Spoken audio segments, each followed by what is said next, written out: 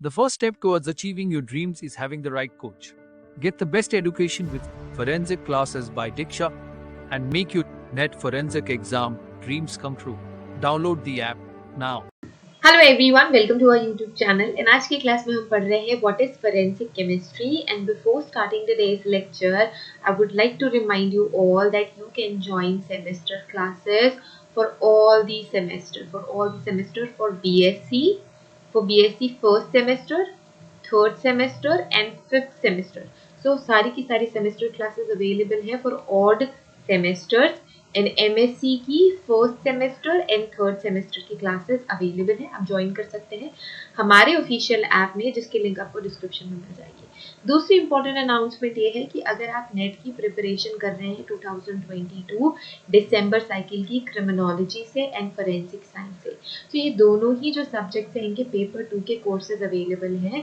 Paper 2 along with paper 1, so paper और paper 2 भी आप ज्वाइन कर सकते हैं। जैसे पर सिर्फ पेपर 2 भी ज्वाइन कर सकते हैं। इन कोर्सेज में आपको मिलेंगे video lectures, PDF study material, mock test, unit test, previous year का क्वेश्चन पेपर डिस्कशन, सारा कुछ आपको इस कोर्स में मिलेगा। एंड आप प्रॉपर वे में अपनी पूरी की पूरी प्रिपरेशन कर सकते हैं एंड नेट का एग्जाम फर्स्ट अटेम्प्ट में क्रैक कर सकते हैं in the subject of criminology and forensic science. If you want to join only paper 1, so you can do that as well.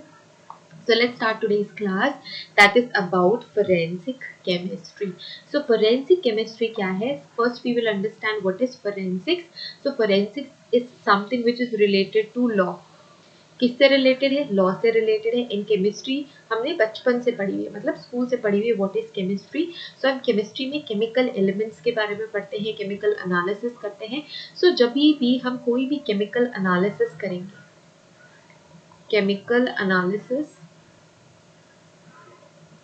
कि कभी भी हम केमिकल एनालिसिस करेंगे कोई केस सॉल्व करने के लिए, जो कि अल्टीमेटली किसकी मदद करेगा? लॉ की मदद करेगा, हमारे क्रिमिनल जस्टिस सिस्टम की मदद करेगा, तो वो कहलाएगा फोरेंसिक केमिस्ट्री। अगर आप केमिकल लैब में एनालिसिस कर रहे हो जो कि किसी भी तरीके से लॉ की हेल्प नहीं कर रहा है या फिर कोई क्राइम के सॉल्व नहीं कर रहा है, तो that will be just chemical analysis in chemistry. पर जब आप अपनी केमिस्ट्री प्रैक्टिसेस को कोई केस सॉल्व करने के लिए यूज करते हैं या फिर लॉ की मदद करने के लिए यूज करते हैं, तो वो हो जाती है फोरेंसिक केमिस्ट्री। ठीक है। सो जितने भी तरीके की केमिकल एनालिसिस हुए जिसमें कोई भी केमिकल इंक्लूड हो गया है, एंड अगर आप वो एनालिसिस एग्जामिनेशन कर रहे हो to help the law, to help the criminal justice system, that will be forensic chemistry. ठीक है। So forensic chemistry is a branch of forensic science और branch of forensics that involves application of chemical concepts to solve crimes.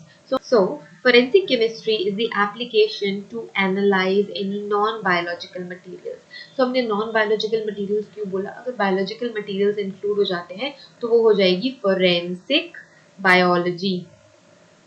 Forensic biology, क्योंकि फिर हम biology के concepts include करेंगे, right? Biology के concepts लगाएंगे, यहाँ पे हम केमिस्ट्री के कॉन्सेप्ट्स लगा रहे हैं। तो किसी भी तरीके की केमिकल सब्सटेंस पे, अगर किसी भी क्राइम सीन पे कोई भी केमिकल सब्सटेंस मिला है, तो उसकी एग्जामिनेशन एंड कंपैरिजन के लिए अगर आप काम करते हो तो वो फोरेंसिक केमिस्ट्री कहलाएगा। It determines the chemical makeup of material. So आप फिजिकल प्रॉपर्टीज पे भी केमिकल एनालिसिस कर सकते हो to identify the elements present in that physical evidence. ठीक है। It determines chemical makeup of the material, जिसको हमने डिस्कवर किया है कहाँ से? क्राइम सीन से। एंड ये मटेरियल कहाँ से आया ये भी हम पता लगा सकते हैं। As a forensic chemist, we will perform various type of tests depending on the material. So material के according हम different chemical tests लगाते हैं to identify that chemical और to identify that physical evidence. ठीक है। हिस्ट्री देखिए forensic chemistry की, तो ये शुरू होती है पॉइजन के एनालिसिस से। ठीक है। हिस्ट्री में जब हम फोरेंसिक केमिस्ट्री देखेंगे तो सबसे पहले हम देखेंगे पॉइजन एनालिसिस, और ये एविडेंसेस हमारे पास है कि अर्ली जो इजिप्शियंस थे, जो ग्रीक्स थे, जो रोमन्स थे, वो पॉइजन्स का इस्तेमाल करते थे, है ना? हमने कई सारी मूवीज में भी देखा होगा एंड पढ़ा भी होगा कि जब पहले राजा महाराजा हुआ करते थे, एक राज्य दूसरे राज्य पे अटैक कर देता था, तो जो वॉर्स होते थे, उनके जो वेपन्स होते थे, तो वो अपने तीर में पॉइजन लगा के रखते थे, है ना? ताकि जब वो तीर किसी पर्सन पे लगे तो जो पॉइजन वो उनके ब्लड सर्कुलेशन में चला जाए एंड उनका हार्ट फेलियर से, ब्रेन फेलियर से या किसी भी तरीके के एक्शन या किसी भी तरीके के एक्शन से जिस पे तीर लग रही है वो मर जाए। सो अल्टीमेटली वॉर में यही होता था। तो ये एविडेंसेस रिकॉर्ड किए गए हैं कि early Egyptians, Greek, Romans, even even record किया गया है कि हमारे पास एविडेंसेस हैं कि अर्ली इजिप्शियंस, ग्रीक के लोग एंड रोमन्स के लोग इस तरीके के पॉइजन का इस्तेमाल करते थे वॉर्स में। ठीक है, at that time poison were used for both murder and for the execution of death penalty. So ये दो तरीकों से यूज किया जाता था। पॉइजन कैसे यूज करते थे, किसी का मर्डर करने के लिए भी यूज करते थे poison, and as a death penalty भी यूज किया जाता था। तो अगर मैंने कोई क्राइम किया है मुझे डेथ पेनल्टी मिलती है तो डेथ पेनल्टी भी पॉइजनस सब्सटेंस दे के ही एग्जीक्यूट करी जाती थी। तो दो तरीकों से पॉइजन यूज करते थे पहले के जमाने में। Before the development of synthetic scientific procedure for criminal investigation, circumstantial and hearsay evidences were used and employed to ascertain guilt of any person. तो पहले हमारे पास जब साइंटिफिक टेक्निक्स नहीं थी, हमारे पास साइंटिफिक सिस्टम्स नहीं थे, इन्वेस्टिगेटिव मेथड्स नहीं थे, तो क्या किए जाते थे, सर्कमस्टांशियल एविडेंसेस के बेसिस पे, इन कहीं सुनी बातों की एविडेंसेस के बेसिस पे हम क्या करते थे, किसी भी पर्सन का गिल्ट स्टैब्लिश करते थे। क्योंकि हमें नहीं पता था कि क्रिमिनल इन्वेस्टिगेशन कैसे करनी है, तो हमने कई सारे लोगों से पूछा and on the basis of circumstantial evidences हम किसी भी पर्सन को गिल्टी मानते थे। ठीक है, एंड एग्जीक्यूशन, जो डेथ पेनल्टी अगर हो गई तो एग्जीक्यूशन उसको पॉइजन देके किया जाता था। तो आर्सेनिक ऐसा पॉइजन है जो कि कॉमनली यूज किया जाता था रोमन टाइम्स में टू किल समवन। ठीक है, सबसे पहला इंस्टेंस केमिकल एनालिसिस का, पॉइजन केमिकल एनालिसिस का 1752 में रजिस्टर किया गया। तो ये एक ब्रीफ हिस्ट्री है, छोटी सी हिस्ट्री है which is related to chemistry, forensic chemistry, which is related to forensic chemistry. अब कौन कौन से ऐसे केसेस हैं जो फोरेंसिक केमिस्ट्री के अंदर आते हैं, इन फोरेंसिक केमिस्ट्री डिवीजन में हैंडल किए जाते हैं। सो जितने भी ड्रग्स से रिलेटेड केसेस हैं, ठीक है, एनडीपीएस ड्रग्स मतलब narcotic and psychotropic substance. NDPS is for narcotic drug and psychotropic substance, psychotropic substance. ठीक है, सो जितने भी ड्रग्स हैं जो कि नार्कोटिक्स के अंदर आएंगे या फिर साइकोट्रोपिक सब्सटेंसेस के अंदर आएंगे, ये सारे के सारे केमिस्ट्री डिवीजन में हैंडल किए जाते हैं। ट्रैप केसेस, ट्रैप केसेस क्या होते हैं, फॉर एग्जांपल मैं कोई गवर्नमेंट ऑफिशियल हूँ और मैंने आपकी जॉब लगाने के लिए आपसे 10 लाख रुपए मांगे।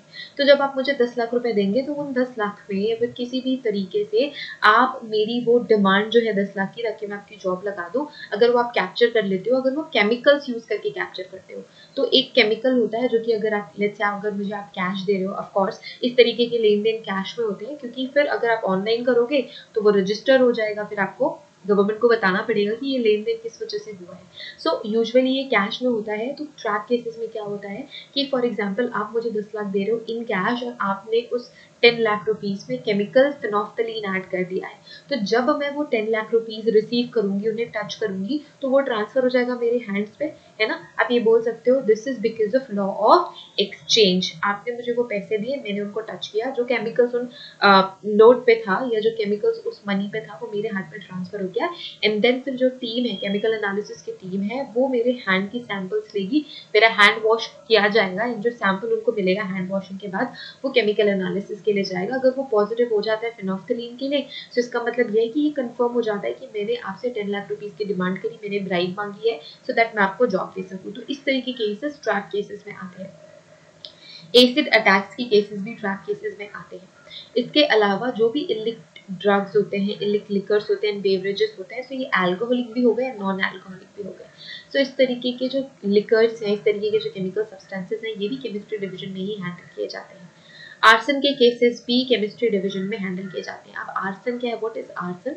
सो आर्सन हम कहते हैं डेलिबरेट फायर। ठीक है, फॉर एग्जाम्पल आपने कोई बहुत ही अमेजिंग कैफे खोला है एंड आपका जो कैफे बहुत अच्छा चल रहा है एंड मैं आपकी दोस्त हूँ, बट मुझे बहुत जेलसी है कि आप बहुत अच्छा अर्न कर रहे हो, आपका कैफे बहुत ही ज्यादा ब्यूटीफुल है and I am really very jealous because of that. तो मैं क्या करूंगी, मैं किसी दिन आपकी प्रॉपर्टी को, आपके कैफे में आग लगा देती हूँ। ठीक है। सो वो कहलाता है आर्सन, क्योंकि डेलिबरेटली मैंने जानबूझ के अपने किसी एक मोटिव को सेटिस्फाई करने के लिए आपके कैफे में आग लगा दी। तो ये जो डेलिबरेट फायर है कि मुझे पता था कि अगर मैं आग लगाऊंगी तो बहुत ज़्यादा डैमेज होगा, मुझे पता था कि ये सही नहीं है, मुझे पता था कि आपको बहुत ज़्यादा इससे नुकसान होने वाला है, एंड वही मैं चाहती थी। सो इस टाइप के केसेस को हम कहते हैं आर्सन केसेस, क्योंकि ये डेलिबरेट फायर है, किसी पर्सन ने जानबूझ के किसी की प्रॉपर्टी को आग लगा दी है, किसी के प्लेस पे आग लगा दी है। So usually it is property and सब वैल्यूएबल सब्सटेंसेस। सो इसे हम कहते हैं आर्सन केसेस। ठीक है, ये भी केमिस्ट्री डिवीजन में हैंडल किए जाते हैं। केस रिलेटेड टू कॉस्मेटिक्स, तो कॉस्मेटिक्स से रिलेटेड जितने भी केस है वो इसी ही डिवीजन में हैंडल किए जाएंगे। अडल्ट्रेशन, सो अगर किसी भी फूड मटेरियल में या किसी भी अदर प्रोडक्ट में अगर मैं अडल्ट्रेशन करती हूँ, मैं कोई भी for my benefit, of course जो भी अडल्ट्रेशन है वो खुद के बेनिफिट के लिए किए जाते हैं। सो अगर मैं कोई नकली प्रोडक्ट बना के बेच रही हूँ या फिर जो ओरिजिनल प्रोडक्ट है उसमें बहुत ज़्यादा मिलावट कर रही हूँ, अडल्ट्रेशन कर रही हूँ, जो कि आपकी हेल्थ के लिए ठीक नहीं है, तो ये भी अडल्ट्रेशन जो है केमिस्ट्री डिवीजन के अंदर ही हैंडल किए जाते हैं। सो आपने देखा होगा कि जब भी फेस्टिवल्स आते हैं तो जहाँ पे बहुत सारी मिठाइयाँ बनती है, जो शॉप्स होते हैं, जहाँ पे जो डेयरी शॉप्स होते हैं, जो मिठाइयों की दुकान होती है, वहाँ से सैंपल्स कलेक्ट किए जाते हैं कि कहीं ये नकली खोए या नकली मावे से तो मिठाइयाँ नहीं बना रहे हैं। सो ऐसे ही सैंपल्स हर जगह से लिए जाते हैं। सो जो मेडिकल शॉप है वहाँ से भी सैंपल्स लेते हैं, जो मिठाई की दुकान है वहाँ से भी सैंपल्स लेते हैं, जो कि डेली यूज़ के प्रोडक्ट बेचते हैं, जो डेयरी है वहाँ से भी सैंपल्स लेते हैं, ताकि ये चेक कर सके कि इसमें कोई भी ऐसा केमिकल या कोई ऐसा सब्सटेंस तो एडेड नहीं है जो कि कंज्यूमर के लिए हार्मफुल है या फिर उनको जो है बहुत बुरे वे में अफेक्ट करे। सो इस तरीके के केसेस भी केमिस्ट्री डिवीजन में हैंडल किए जाते हैं।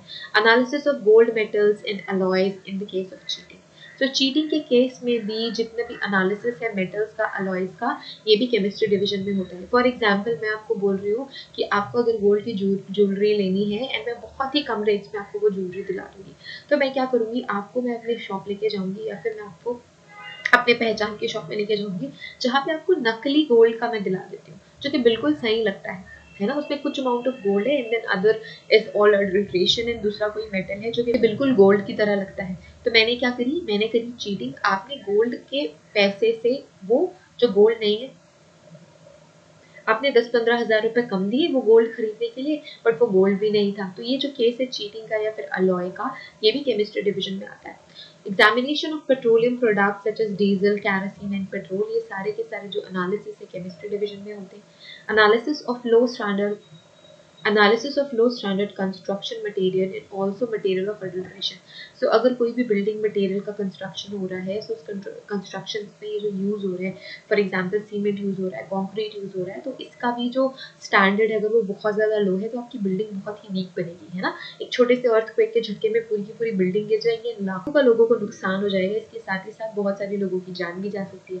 तो इसी वजह से स्टैंडर्ड्स मेंटेन करना बहुत ज़्यादा इंपॉर्टेंट है, एंड ये एनालिसिस भी हम केमिस्ट्री डिवीजन में करते हैं। इसके अलावा examination of inflammable materials in dowry cases, तो डाउरी के केसेस में भी अगर किसी पे पेट्रोल डाल के आग लगा दी गई या डीजल डाल के या कोई भी इनफ्लेमेबल मटेरियल लगा के किसी भी विमेन को अगर in the case of dowry मार दिया गया है, तो उसमें भी केमिकल एनालिसिस करते हैं। तो जो भी विमेन है जिसकी डेथ हुई है या डेथ नहीं भी हुई है, तो उनके क्लोथ मटेरियल से, उनके बॉडी सैंपल से हम इनफ्लेमेबल मटेरियल का एनालिसिस करते हैं, कंफर्मेशन करते हैं। तो ये सारे के सारे केसेस केमिस्ट्री डिवीजन में हैंडल किए जाते हैं। एंड ये जो ब्रीफ हिस्ट्री है फोरेंसिक केमिस्ट्री की, we have done the we have already covered the basic introductory we have already covered the basic introductory part of forensic chemistry.